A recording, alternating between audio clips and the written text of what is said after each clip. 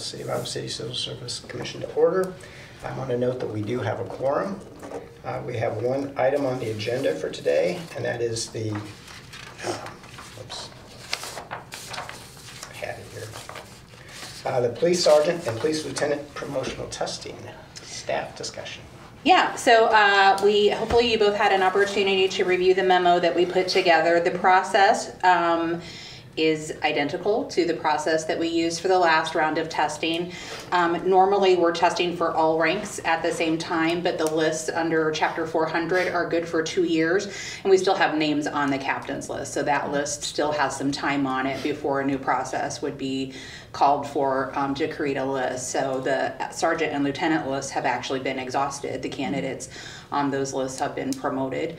And so we need to get a new list, a new set of lists in place for the chief to use to fill future promotional vacancies. So I don't know if you have any questions about the process.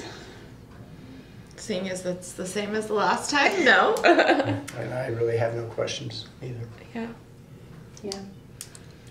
I would guess, just trying to predict the future on departures and stuff, that depending on how successful the recruitment for these two positions, I would guess when the captain's list expires, we will likely need to do one or both of these. So the timing will probably, the reason we're doing these, as Karen mentioned, both of these lists will be exhausted in about a week. So and then we anticipate we have a couple retirements coming up, so we will need to fill some supervisory positions. And when does the captain's list expire? I think maybe December, maybe. Maybe, maybe even a little past that, but yeah, it's got it's more than 6 months. Yeah, it's got 6+ months left on it. And how many folks are on that? The captain's list, there are two, and we only have 2 captain positions on the department. Not anticipating any departures anytime soon, but you never know. You know, sometimes things come up. Yeah. And depending on what these lists look like, we may decide to just hold off on a captain's list if we don't anticipate any needs. Sometimes it's, beneficial to just give it a little bit more time, let some of the potential internal candidates get a little bit more experience to be prepared for that process. So we can generally turn the promotionals around within a few months. So we may just take a little bit of time without it. It's kind of a low risk situation. We've done that before. Right. Especially with the captain's position. There are just so few of those positions and so little turnover. Right. Yeah. Makes sense. I will mention, I don't know if it'll have any impact on our pool, but one thing that you may not be aware of with regard to the sergeant position, we did a classification and compensation study organization-wide that wrapped up, the compensation analysis piece of that wrapped up in January. Final report went to City Council, and part of that process included an FLSA evaluation of all of the positions, and it actually resulted in a recommendation and an ultimate decision to convert the sergeant position to an FLSA non-exempt status. So that rank is now eligible for FLSA overtime. I don't think they get a tremendous amount of it anyway on the patrol, but we're anxious to see whether that has any bearing on interest. Right. I don't think it certainly won't hurt recruitment. Right. So I think, there is the opportunity for overtime when there never have been. So. And you said there are 2 captain positions. How many sergeant positions? There are 9. 9, okay. And 5 lieutenant positions. Okay. The only other question I guess I have would be at what point would disciplinary action or a prior positive work history enter into the consideration for promotional testing? It's a great question. On my decision-making process, when I'm going to decide who I'm going to promote, but Karen and I have actually been talking about that. We didn't feel like we had the time to get something formal presented to you guys for this one, but I would anticipate seeing something like that on the next process. So, assuming Kaler and Associates Yeah, sure. moves forward with this, are they provided any information? Or is it, they're just a complete outside agency that does not? It's just completely the assessment center process. They don't have access to any of that. Okay. But I do. Right. Okay. Any other questions or discussion? I don't believe so, no.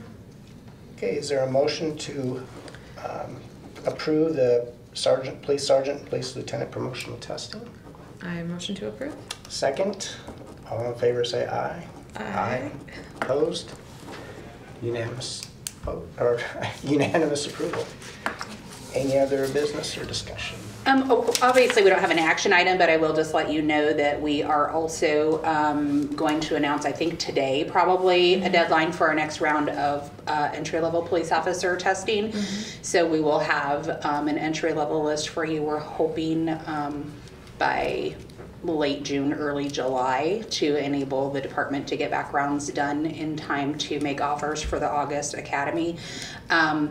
One thing that has changed just yesterday is the city manager signed an updated residency requirements policy, and they've actually expanded the required residency area for police positions to 25 miles from city limits. So that actually gets us all of the Cedar Rapids area and up into some of Hiawatha, good chunk of Marion, where folks we could potentially see maybe a greater interest from that area from folks who would consider us but haven't been interested in relocating to our prior. Interesting. So how does that work with those other agencies, since all of those locations also have their own agencies? We would just be competing with the Hiawatha Police Department and the Marion Police Department, et cetera. Yeah, I mean, I think our thought is that that's a heavily populated area that is certainly within a reasonable commuting distance for employment down here, and likely maybe not a distance that people are willing to relocate for. You know, so we're just hoping. We don't know whether we'll get any interest from those departments necessarily, but the people that live in the community, not necessarily targeting other departments, just targeting a large population. pool. Yeah, that's the larger pool that we're hoping may generate a little bit more interest in the officer ranked positions. And where we are on staffing right now, we're authorized 85. We're at, well, to 80 today. Tomorrow we'll be at 79. But then Monday we hire 3 more, so we'll be back at 82, which has been our high water mark for a while. So at 82, if we have another process, we'll see where that leaves us. But we're always, if we can keep it above 80, that's. I was gonna say, it seems like you're always like right around that mark. Yep. And that residency policy is a citywide policy, so it would apply to all civil service positions that are subject to it. So police, fire, and then streets, water, and wastewater positions all have residency requirements, all expanded to the same 25-mile limit. Okay. Interesting. Yeah. Further questions or discussion? Karen, did you say when you think that's going to happen? That you'll have another list for us? We're hoping we're going to announce a deadline of May 10th today to qualify for the next round of testing. We're hoping to get testing conducted in May, interviews done in June, and then have a list back before the commission for recommendation by late June, early July. That's the target. Okay. Yeah.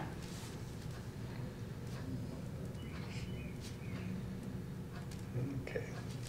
Other comments or just questions? No. Is there a motion to close? I motion to adjourn. And I second it. All in favor? Aye. Aye.